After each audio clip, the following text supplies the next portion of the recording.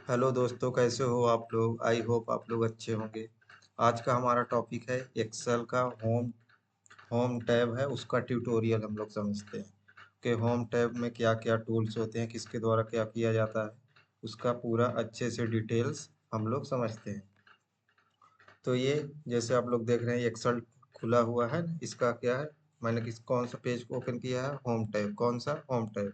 तो home tab का सबसे पहले हम समझते हैं क्लिप बोर्ड को। किसको समझते हैं? क्लिप बोर्ड को। अब क्लिप बोर्ड में क्या क्या होता है, जैसे यदि आप लोग देख रहे होंगे कैंची टाइप का बना हुआ सीजर्स है ना, तो इसको हम समझते हैं कि इसके द्वारा क्या होता है ना। मैं कुछ टेक्स्ट लिख लेता हूँ, है ना। जैसे मैंने यहाँ एक है ना टेबल बनाया है। क्या बनाया है? टेबल।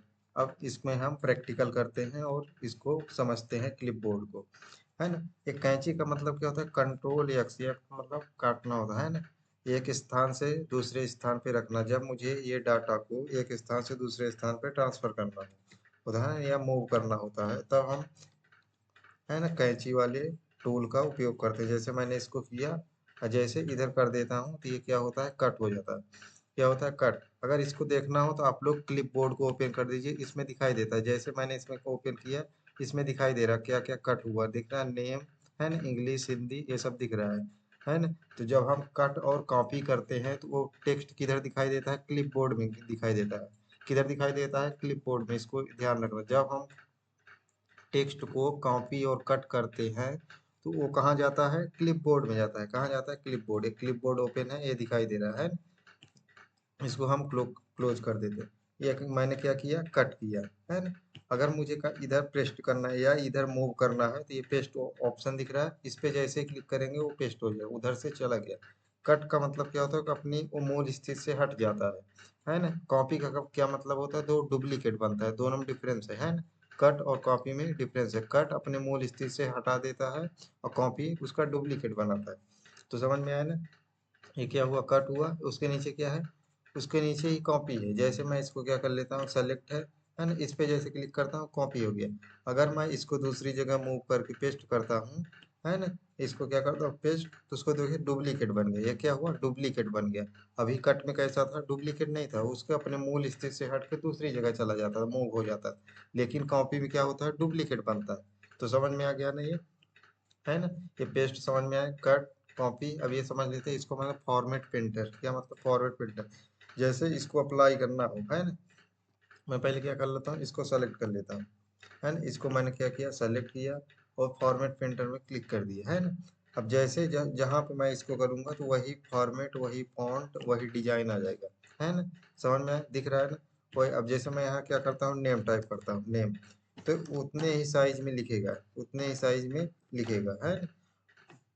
समझ में आया ना। वही फॉर्मेट रहेगा, वही पूरा डिजाइन रहेगा। तो फॉर्मेट पेंटर समझ में आ गया, है ना। इसको हम क्लोज कर देते हैं,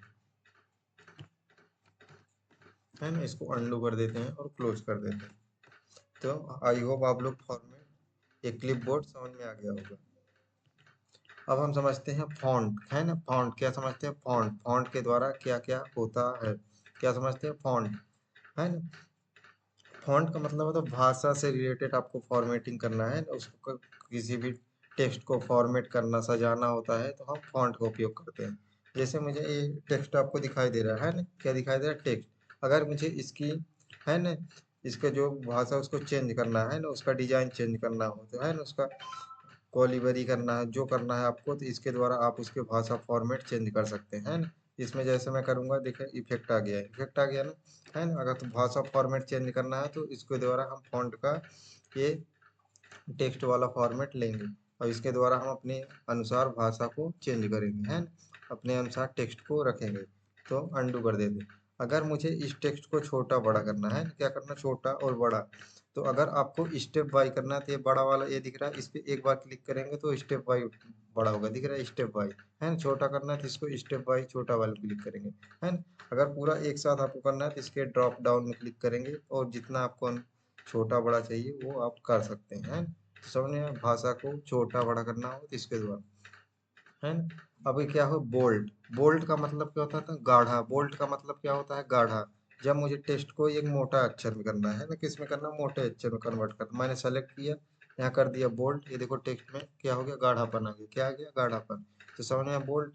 अब इसके बगल में क्या है, इटैलिक। इटैलिक का मतलब क्या होता है, थोड़ा टेढ़ा, कर्सिव राइटिंग। जब आपको है ना अपने टेक्स्ट को एक थोड़ा टेढ़े कर्सिव राइटिंग डिजाइन देना हो, तो फिर आप इसको उपयोग करेंगे, थोड़े टेढ़े टाइप में कर्सिव राइटिंग में आ जाएंगे। तो समझ में आया।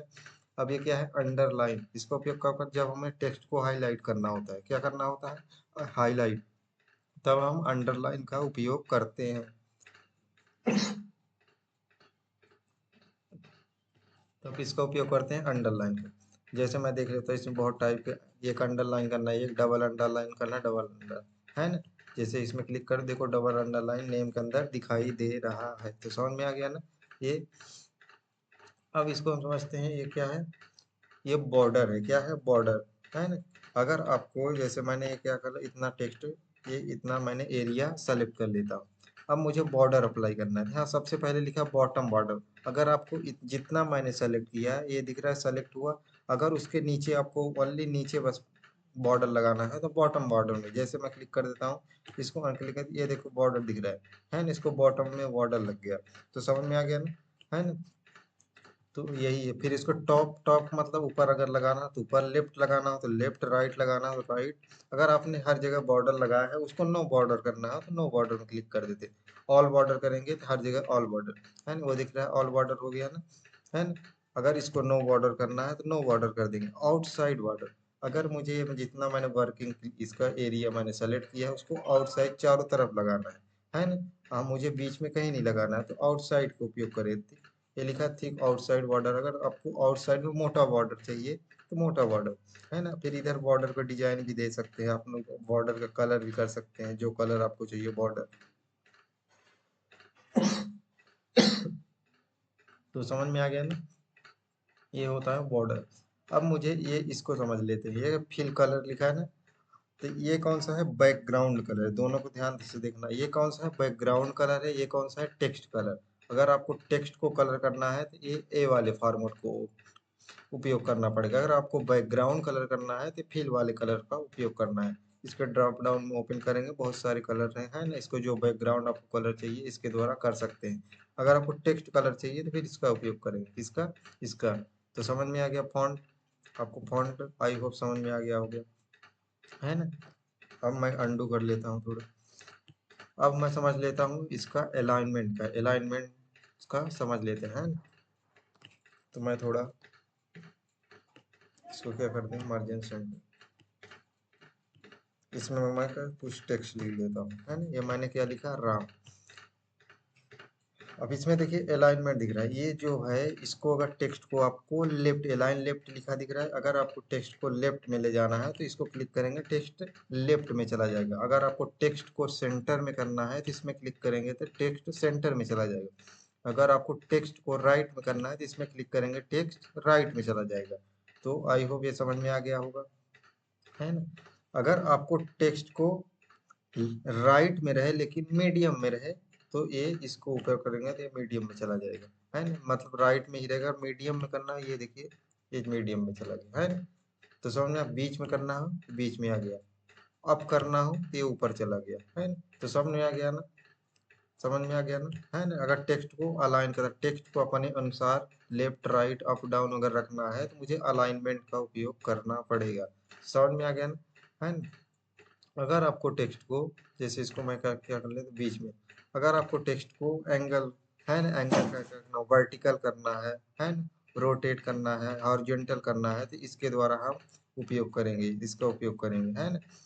तो ओरिएंटेशन का उपयोग करेंगे। जैसे मुझे टेक्स्ट को क्या करना है ना, वर्टिकल करना है, ये देखो राम कैसे दिख रहा है, ऐसे दिख रहा है ना। अगर मुझे ऐसे, तो जैसे आपको जिस अनुसार से लगी, इसे डिजाइन दिया है, आपको जिस अनुसार को उपयोग करना है, इसके द्वारा ओरिएंटेशन के द्वारा आप टेक्स्ट को 90 डिग्री, है ना, 180 डिग्री, है ना, जितना आपको 60 डिग्री घुमाना हो तो ओरिएंटेशन का उपयोग करेंगे, है ना। किसका उपयोग करेंगे, ओरिएंटेशन का। अभी देखिए टेक्स्ट को हम लेफ्ट राइट मीडियम में रखते थे, अगर मुझे आवश्यकता अनुसार मीडियम और लेफ्ट के बीच में टेक्स्ट को रखना है तो फिर इसका उपयोग करेंगे। इसके देखो ये स्टेप बाय स्टेप पैदल की तरह चलता है, किसके, पैदल की तरह चलता है, ये देखिए, है ना। इसको आपको जहाँ रखना पैदल की तरह चलता है। तो अगर आपको जिस जहाँ बीच में रखना हो फिर इसका उपयोग करते हैं।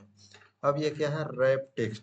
रैप टेक्स्ट का मतलब क्या होता है, जब हम कोई टेक्स्ट लिखते हैं, है ना, कोई अक्षर लिखते हैं, तो जो जब हम बड़ा अक्षर रहता हो तो वो अक्षर सेल से बाहर चला जाता है। जैसे मैंने यहाँ कुछ टाइप किया तो देखो दूसरे सेल में भी दिख रहा है ना। जैसे मैं इसको इंटर करता हूँ, देखिए दूसरे सेल में भी वो टेक्स्ट दिख रहा है। आप चाहते हैं कि वो मेरा अक्षर एक ही सेल में दिखाई दे, तो उस पर क्लिक करके रैप टेक्स्ट कर देंगे तो वो एक ही सेल में एडजस्ट होगा। वो देखिए एक ही सेल में एडजस्ट होगा। सेल की हाइट विड्थ अपने अनुसार बढ़ जाती है, वो एक ही सेल को एडजस्ट करता है। तो रैप टेक्स्ट का उपयोग यही है ना। अब मर्ज एंड सेंटर साउंड। मर्ज का मतलब होता है जोड़ना। मर्ज का मतलब क्या होता है, जोड़ना। तो मर्ज का मतलब क्या होता है, जोड़ना। जब टेक्स्ट को आपको जोड़ना हो, है ना, क्या करना, बहुत सारे, है ना, बहुत सारे सेल हैं, बहुत सारे, है ना, कॉलम रो है, तो उसको एक ही करना हो। जैसे मैं क्या कर लेता हूँ, ये देखिए मैंने कितने, एक दो तीन चार पाँच, पांच सेल को क्या किया, सेलेक्ट किया।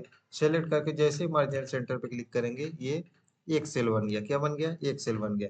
इसमें बहुत सारे वो भी हैं, है ना। तो जैसे मैं पहले वाले क्लिक करता हूँ तो ये एक सेल बन जाता है। अब देखिए, जैसे मैं कुछ एग्जांपल से समझ लेते हैं। मैंने इतने क्या किया, एरिया को सेलेक्ट किया। अब मैं इसको ड्रॉप डाउन में क्लिक कर मर्ज एंड सेंटर करूंगा तो एक सेल बनेगा। क्या बनेगा, एक सेल बनेगा। क्या बना, एक सेल। अंडू करके मैं एक स्टेप पीछे जाता हूँ।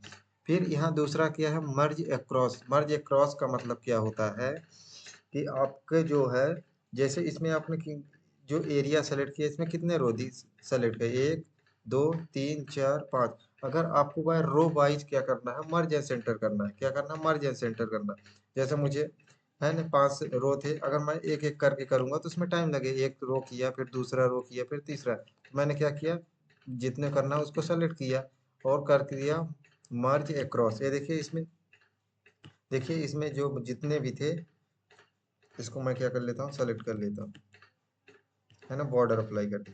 अब देखिए ये जो है पूरा मर्ज एंड अक्रॉस सेल जो है, वो मर्ज अक्रॉस क्या हुआ, ये मर्ज एंड सेंटर हो गया, मर्ज हो गया, जुड़ गया, है ना। तो ये क्या हो गया, ये रो वाइज जो है मर्ज हुआ है। तो समझ में आया मर्ज क्रॉस। मर्ज सेल का मतलब क्या होता है ना, मर्ज सेल को समझ लेते हैं।